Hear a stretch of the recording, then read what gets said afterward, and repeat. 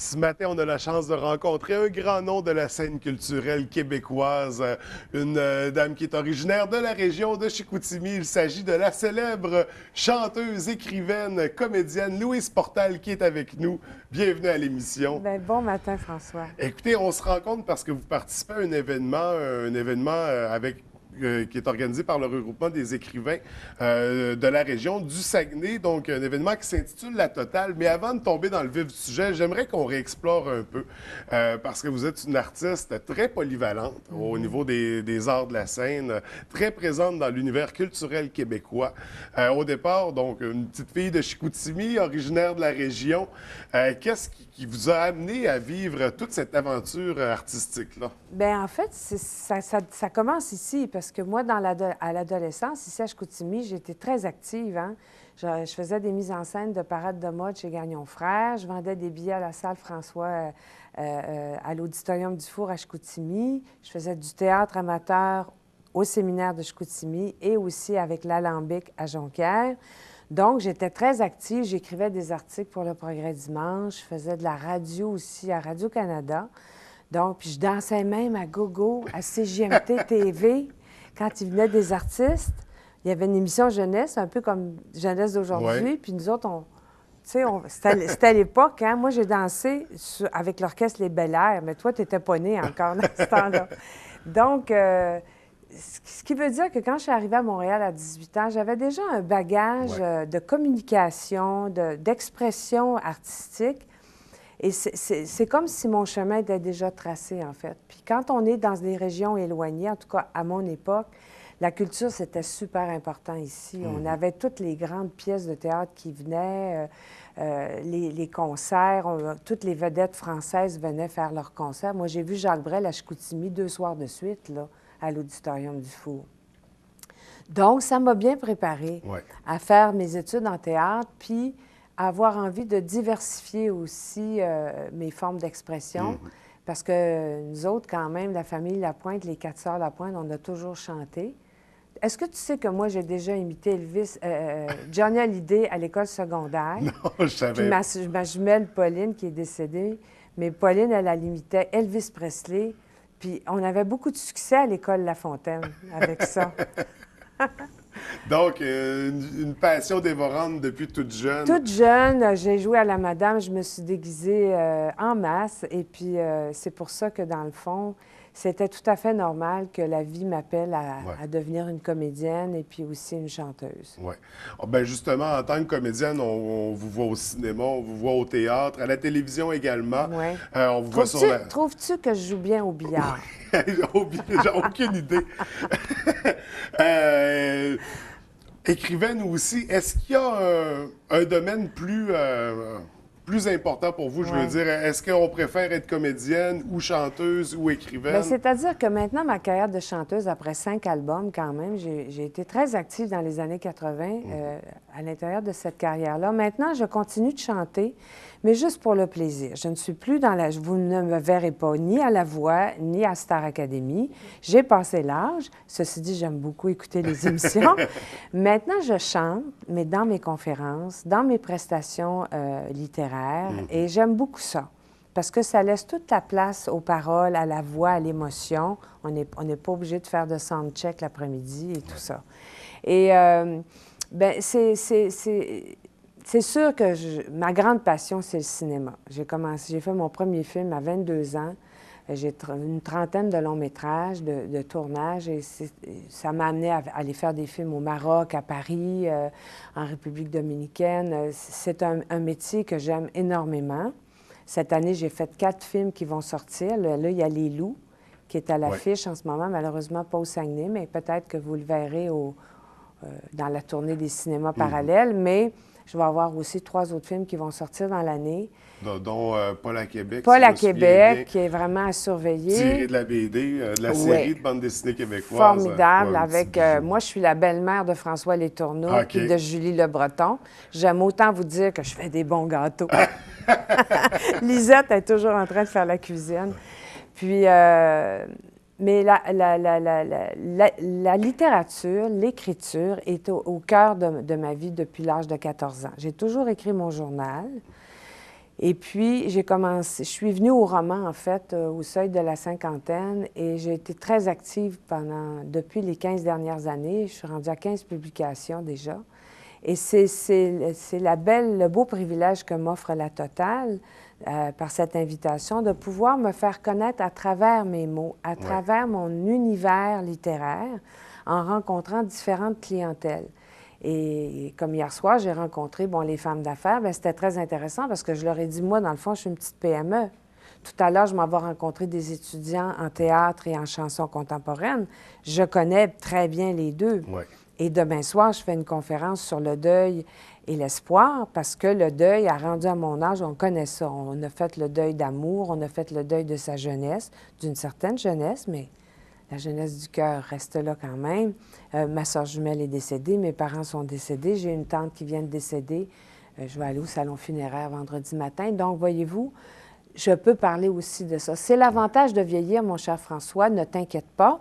Ça nous donne beaucoup de sagesse et beaucoup de regard sur la vie que de vieillir. Oui.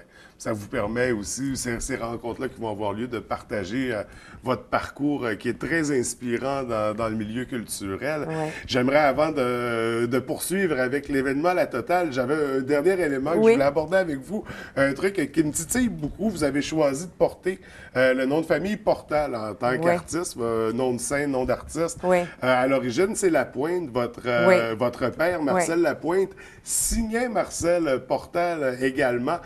D'où vient l'origine? Alors, il a signé de ce nom-là son premier livre, publié en 1960, qui s'appelait Au cœur de la Chênaie, parce que les éditions Fidesz trouvaient qu'un médecin, directeur d'un hôpital, ne pouvait pas signer un livre de cet ordre-là, qui est un livre à haute teneur spirituelle. Parce que mon père, moi, il a été capucin 5 ans avant de rencontrer ma mère, Madeleine, puis de se marier, puis d'avoir 5 enfants, puis d'aller faire des études en médecine. Donc, puis moi, quand je suis arrivée à Montréal, au conservatoire, c'était un peu la mode de changer de nom, tu sais. C'était encore pas mal la mode. Là, aujourd'hui, bien, on change pas de nom. Les jeunes, ils ont 4 noms. C'est pas compliqué, tu sais. Marie-Claude, Bérère, Tremblay ou Blouin, Brathwaite, en tout cas, bon, tu sais. Donc, Portal, j'aimais ça. Puis en fait, tu sais, François, je me suis rendu compte au fil des années, parce qu'on s'interroge dans notre cheminement de personnes et d'artistes, je me suis rendu compte que Portal, c'était une identification à mon père. Tu sais, je ressemble beaucoup à mon père dans mes intérêts artistiques, mon humanité. Puis, je pense que le fait de devenir public avec Portal, ça a permis à Louise Lapointe de Chicoutimi, qui était bien comme, pas insécure, mais un peu, tu sais, de prendre son expansion. Parce que, tu sais, c'est quelque chose de partir de ton enfance, tout à coup de dire, bien, moi, je m'en vais dans la grande ville, puis je veux réussir. C'est un parcours, quand même. Surtout la carrière artistique, c'est merveilleux, mais elle n'est pas accordée à tout le monde. C'est un milieu très difficile. Donc, de faire son chemin, de faire sa place. Puis moi, bien, je ne l'ai pas eu tout de suite. J'ai été refusée au conservatoire par l'École nationale. Alors, tu sais, tous ceux qui doutent puis qui ont un premier échec, il ne faut pas vous en faire. Parce qu'à un moment donné, c'est juste que la vie veut nous faire prendre un autre chemin, mais on peut arriver quand même à réussir notre rêve. T'sais. Absolument. Absolument. Donc, quand je disais que vous étiez un modèle inspirant, ça est un bon exemple. On va se concentrer sur l'événement La Totale maintenant, auquel vous avez accepté de participer. Vous participez de quelle façon à cet événement-là? Bien alors, écoutez, c'est un privilège parce qu'on me permet de faire cette semaine 7 conférences différentes dans 7 milieux différents. Donc, ces conférences, en fait, je ne suis pas devant un tableau là, avec une craie. Là. Tu sais, je suis dans soit un petit aménagement, un décor. C'est vraiment une rencontre. C'est une rencontre d'inspiration où, selon la clientèle, j'adapte ma conférence, mes propos, mes anecdotes et aussi des extraits de mes livres. Je chante.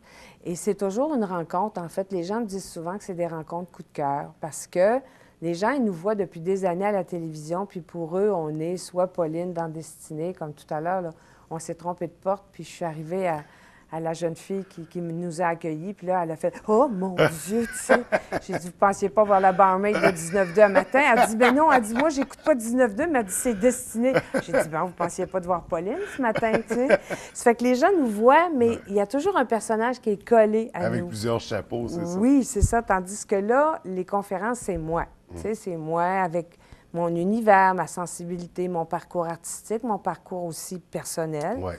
féminin, amoureux. Les hauts, les bas. Oui, oui, c'est-à-dire qu'on est, un amalgame, hein, chacun d'entre nous. Les artistes, on n'est pas exempt de la même vie que chacun d'entre nous a. Ouais. On a des hauts, des bas. Puis c'est de partager ça, puis de démystifier aussi. Même si on passe dans le Journal de Montréal et puis qu'il nous arrive toutes sortes de choses, on reste des humains Ouais. comme n'importe qui. Absolument. Hein? Absolument. Et c'est l'être humain qui vient rencontrer, Oui. qui vient participer à l'événement. Tout à fait. Donc, déjà cet après-midi, il y a une rencontre À à la, Jonquière. à la bibliothèque, Ouais. ça, c'est assez ciblé. En fait, c'est sur ma trilogie gaspésienne. J'ai écrit 3 romans sur 10 ans qui se passent en Gaspésie. Chaque roman peut se lire indépendamment l'un de l'autre, mais on y retrouve les mêmes personnages. Et c'est une trilogie qui était non prévue, parce que si ça avait été prévu, je l'aurais sorti en 3 ans. Ouais. Et puis, alors là, je vais raconter comment ça se fait que j'ai écrit 3 romans finalement. Comment ça fait que j'ai... Alors moi, c'est toujours des événements un peu réels qui viennent me solliciter, qui viennent allumer mon imaginaire, puis là, ça me donne le coup d'envoi pour Ouais. écrire quelque chose. Alors, je vais beaucoup aborder, évidemment, dans le lieu de la bibliothèque, l'écriture proprement dite. Oui. Bien, ça demeure un événement organisé par l'Association professionnelle des écrivains de la Sagamie. Tout à Donc, fait. c'est au cœur même de la littérature. Oui, puis même, je dirais même demain soir, la rencontre au Montagnet organisée par la Maison Gravel, c'est une conférence sur le deuil et l'espoir, mais c'est à travers un livre qui s'appelle Les mots de mon père. C'est les lettres de mon père, les plus belles lettres de mon père, les plus riches d'héritage. Parce que qu'est-ce qu'on laisse en héritage à nos enfants quand on quitte? Moi, mon père m'a laissé ces mots, des lettres magnifiques, très riches de propos. Et je fais une lecture de ces lettres-là avec des chansons. Puis moi, j'ai répondu à mon père, à ces lettres-là, reçues tout au long de ma vie, 30 ans après sa mort. Et on a fait un livre avec ça. Et c'est vraiment un très beau témoignage. Alors, je vais raconter un peu, parler du deuil en général aussi, parce que quand on entend le mot deuil, on pense toujours qu'il est chargé juste de douleur puis de souffrance. Mais un deuil, c'est pour traverser une nouvelle étape. Hein? Puis la personne qui nous quitte, elle va toujours rester en nous, dans ce qu'elle va nous avoir donné. T'sais? Alors, je vais parler de ça, puis aussi des deuils dans notre vie, parce que plus on vieillit, plus on a plusieurs deuils à faire. On a le deuil de sa jeunesse, on a le deuil d'un premier amour, tout ça. Oui, le deuil peut prendre plusieurs formes. Oui. Donc, une rencontre qui s'annonce touchante, peut-être même bien riche en émotions, Il va y avoir certainement. une petite boîte de Kleenex pas loin, Oui. c'est sûr. Puis, il y a d'autres moments dans la semaine, Oui. des rencontres. Bien, où je on se- rencontre des enfants dans une école, Oui. à l'école Horizon, vendredi matin. Je vais aller faire une animation avec mon dernier conte publié qui s'appelle Camille la jonquille. Moi, ça fait 3 fois que je publie des contes pour enfants et je revisite les grands thèmes amoureux, les grands classiques amoureux, mais adaptés pour les enfants. J'ai fait Juliette et Roméo, Ulysse et Pénélope, et cette fois, c'est Camille et Perdiccas tiré de « On ne badine pas avec l'amour ». « On ne badine pas avec l'amour, je t'aimais, je t'aimerai toujours ». Quand on a une classe d'enfants qui nous chante ça, là, on craque. Oui. Je te le dis tout de suite, on craque. Puis j'ai une espèce de chapeau avec des papillons roses. C'est bien beau. Donc, une autre belle rencontre qui aura Ouais. lieu également vendredi. Oui. Une rencontre un peu plus gustative à Ah. l'Auberge des 21. Oui, ça va être un délice pour le palais, et puis pour les oreilles, et puis pour le cœur, je pense.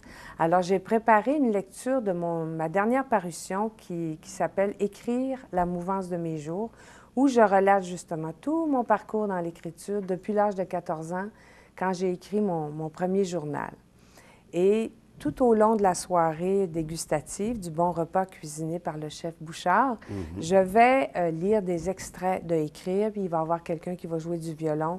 C'est une soirée toute en douceur, en partage, en échange, parce que on écoute la musique, on écoute mes mots, ensuite on mange, on parle entre nous. Alors, ça va très bien au niveau de la vente. Là, il y avait 80 places, il y en a 70, 72 de vendus. Donc, il reste quand même quelques places, mais il Donc, faut on passer, fait je pense. vite à partir de maintenant. Oui, mais là, je si crois on qu'il veut. faut vraiment réserver. On ne peut pas Ouais. se présenter à l'Auberge des 21 à 18h30. Non, non, non. Là. Déjà Il faut qu'il appeler. reste presque plus de place. Oui. On appelle dès maintenant. On appelle directement à l'Auberge des 21 pour réserver la place pour pouvoir participer. J'imagine. Non, il faut On aller n'est sur pas- le non, site de la OK. Sagami, je crois. C'est bon, on va sur le site. Oui. Mais ce que je veux dire au public qui nous écoute ce matin, demain soir, cet après-midi à la bibliothèque de Jonquière, c'est gratuit Oui. comme activité. Et demain soir, à l'hôtel Le Montagnet, c'est gratuit également. Donc, pour avoir l'occasion de vous rencontrer, d'approfondir justement les sujets avec vous, parce que malheureusement, nous, de notre côté, c'est tout le temps qu'on avait, mais on invite les gens à aller vous rencontrer ce soir à Jonquière, demain au Montagnet. Oui. Et si on est assez rapide, peut-être de pouvoir participer à l'activité de vendredi Oui. avec vous qui s'annonce très riche, qui va interpeller presque tous les sens. Bon, Absolument. tous les sens, Ah, tous les sens, tous même les le sens. toucher, ben oui. Ben oui. Ça va être une superbe rencontre. Sinon, on surveille les sorties de films très bientôt. Oui, On a alors, parlé de Paul à évidemment, Québec. Paul à Québec, puis si les loups de Sophie de Raspe viennent Oui. dans la région, allez voir, vous allez faire un voyage aux îles de la Madeleine. J'ai un rôle qui s'appelle Maria, qui est absolument magnifique dans ce film. Sinon, il y a Paul à Québec, puis il va y avoir un film que j'ai fait avec Normand D'Amour qui s'appelle Le Garagiste, qui va sortir. Et je suis allée faire un film à Paris en mai dernier.